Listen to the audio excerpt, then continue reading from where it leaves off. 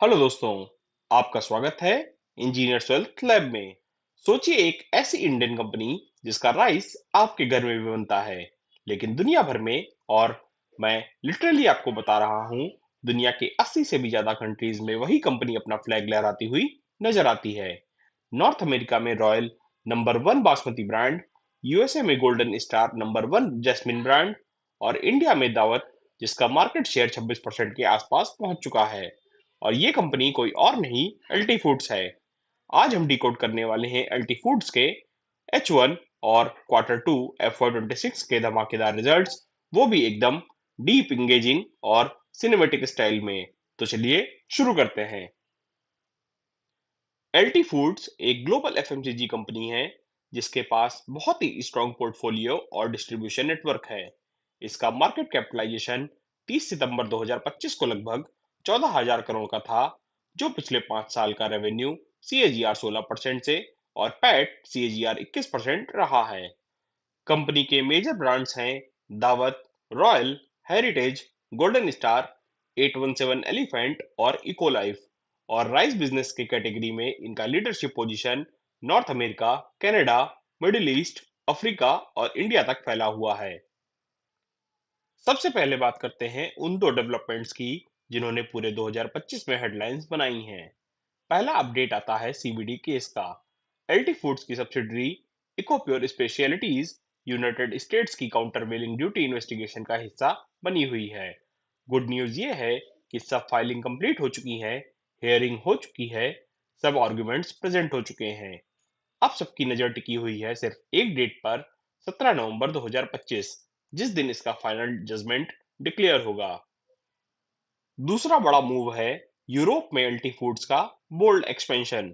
Company ने global green को acquire करके एक नेक्स्ट लेवल स्टेप लिया है। इस एक्विजिशन के साथ एल्टी फूड्स को हंगरी में एक नया मैन्युफैक्चरिंग हब मिलता है। यूके, नेदरलैंड्स और हंगरी के बीच एक powerful cross distribution network create होता है। और सबसे बड़ी बात, एल्टी फूड्स को अब डायरेक्ट एंट्री मिल जाती है यूरोप के 15 बिलियन केन्ड फूड मार्केट में। इस डील से कंपनी के पोर्टफोलियो में 40 मिलियन का रेवेन्यू स्ट्रेट ऐड होता है और एक्विजिशन की वैल्यू रही लगभग 25 मिलियन यूरो। ये सब देखकर एक बात क्लियर हो जाती है, एलटी फूड्स अब एक रीजनल राइस कंपनी नहीं रही, ये एक ग्लोबल एफएमसीजी प्लेयर बन रही है। आगे बढ़ते हैं राइस बिजनेस के फाउंडेशन पर, यानी क्रॉप सिचुएशन पर। इस साल इंडिया का rice production estimate around 18.4 million ton लगाया गया है, जो पिछले साल से 1.5% ज्यादा है। हरियाणा और मध्य प्रदेश में सोइंग काफी स्ट्रांग रही है। हाँ, पंजाब और उत्तर प्रदेश में थोड़ा मॉडरेशन देखने को मिला है रेनफॉल वेरिएबिलिटी की वजह से, लेकिन ओवरऑल प्रोडक्शन स्टेबल है और प्राइसेस भी स्टेबल रहने की उम्मीद है। स्टेबल क्रॉप का मतलब है स्टेबल मार्जिन्स, और एल्टी फूड जैसे राइस हैवी बिजनेस के लिए ये एक ह्यूज पॉजिटिव साइन है। H1 FY26 में एल्टी फूड्स ने अपनी परफॉर्मेंस से क्लियरली प्रूव किया है कि कंपनी की ग्रोथ इंजन फुल स्पीड पर चल रही है। हाफ ईयरली रेवेन्यू बढ़कर 5,273 करोड़ तक पहुंच गया और ग्रॉस प्रॉफिट का नंबर 1,815 करोड़ रहा। एबिटा 619 करोड़ के आसपास था और पैट 332 करोड़ रहा। ब्रांड बिल्डिंग में हेवली इन्वेस्टमेंट हुआ है, जिसकी वजह से मार्जिन पर थोड़ा प्रेशर जरूर आया है। लेकिन एक पावरफुल चीज यहाँ दिखती है कि नॉर्मलाइज्ड ग्रोथ 15% की रही है, जो बताती है कि बिजनेस फंडामेंटल्स एक्सट्रीमली स्ट्रांग हैं। अब चलते हैं Q2 नंबर्स पर, जो और भी ज्यादा इंप्रेसिव रहे हैं। क्वार्टरली रेवेन्यू 2,772 करोड़ तक पहुंच गया और एबिटा 316 करोड़ का रहा है, जिसमें हमें 24% की ग्रोथ देखने को मिली है। जबकि quarterly revenue year on year basis पे 30% से बढ़ा है और प्रॉफिट आफ्टर टैक्स 164 करोड़ का रहा है, जिसमें हमें 9% की ग्रोथ देखने को मिली है। रॉ मटेरियल इनपुट कॉस्ट गिरे हैं, जिससे ग्रॉस मार्जिन इंप्रूव हुए हैं। और ब्रांड इन्वेस्टमेंट्स कंपनी ने फिर से एग्रेसिवली कंटिन्यू किए हैं, क्योंकि long term brand value brand investment से बनती है, और एलटी फूड्स इस बात को क्लियरली समझता है। चलिए अब बात करते हैं बैलेंस शीट की। वर्किंग कैपिटल डेज पहले थे 195, जो अब रिड्यूस होकर के 174 पर आ गए हैं। Net debt to EBITDA ratio 0.7 से गिर करके 0.46 हो गया। ये अमेजिंग इंप्रूवमेंट देखने को मिला है। और नेट डेट टू इक्विटी भी रिड्यूस होकर के 0.14 पर आ गया है और आरओसीई भी एक इम्प्रेसिव स्टेज पर पहुंच चुका है 22% के, जो कि पहले 20.8% हुआ करता था। आप एक बात नोट करेंगे, कंपनी ग्रो कर रही है, एक्सपेंड कर रही है, एक्विजिशंस कर रही है, फिर भी डेट ऑलमोस्ट हाफ हो गया है। इसका मतलब है strong financial disciplines, strong cash flow generations. LT Foods का core segment basmati and speciality rice है। पूरी कंपनी का ग्रोथ इंजन बना हुआ है। ये सेगमेंट टोटल रेवेन्यू का लगभग 87% कंट्रीब्यूट करता है और परफॉर्मेंस आउटस्टैंडिंग है। रेवेन्यू 4,488 पर पहुंच गया है और ग्रोथ 24% की रही है, जबकि वॉल्यूम ग्रोथ 23% की रही है। ब्रांड पावर की बात ही कुछ और है। इंडिया में दावत 26.1% मार्केट शेयर के साथ एक डोमिनेंट ब्रांड बना हुआ है।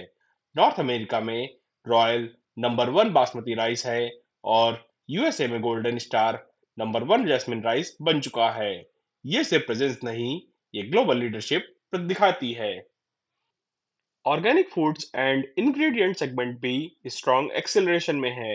रेवेन्यू इस हाफ ईयर में 583 करोड़ तक पहुंच गया, 26% ग्रोथ के साथ। एलटी फूड्स के पास 1,10,000 हेक्टेयर ऑर्गेनिक फार्मलैंड का इकोसिस्टम है। 80,000 फार्मिंग फैमिलीज इस नेटवर्क का हिस्सा हैं और कंपनी यूरोपियन ब्रांड लीव में 30% स्टेक रखती है। ऑर्गेनिक पोर्टफोलियो का इन्फ्लुएंस क्लियरली ग्लोबल हो रहा है। रेडी टू हीट और ready to cook category FY21 से FY25 तक 2.5x ग्रो कर चुकी है। H1 FY26 में थोड़ा डिप आया क्योंकि दावत सेहत कंटिन्यू नहीं हुआ, लेकिन कैटेगरी मोमेंटम अभी भी स्ट्रांग है और फ्यूचर एक्सपेंशन का स्कोप एक्सीलेंट है। मार्केटिंग फ्रंट पर एलटी फूड्स ने इस साल लिटरली धमाका कर दिया। वर्ल्ड बिरयानी डे कैंपेन एक ब्लॉकबस्टर हिट रहा। Celebrities, mega creators, comedians, regional influencers सब मिलकर अप्रॉक्सीमेट 10 मिलियन, 15 मिलियन, 4 मिलियन और 8 मिलियन व्यूज जनरेट किए। ग्लोबल लेवल पर ब्रांड ने मैसिव एंगेजमेंट क्रिएट किया। दुबई में SRK meet and greet contest, Kuwait में लुलु वर्ल्ड फूड फेस्टिवल और नॉर्थ अमेरिका में कल्चरल एक्टिवेशंस। क्लियर है, एलटी फूड सिर्फ प्रोडक्ट ब्रांड नहीं, एक कल्चरल ब्रांड बन रही है। आने वाले सालों के लिए एलटी फूड्स का रोड मैप क्रिस्टल क्लियर है।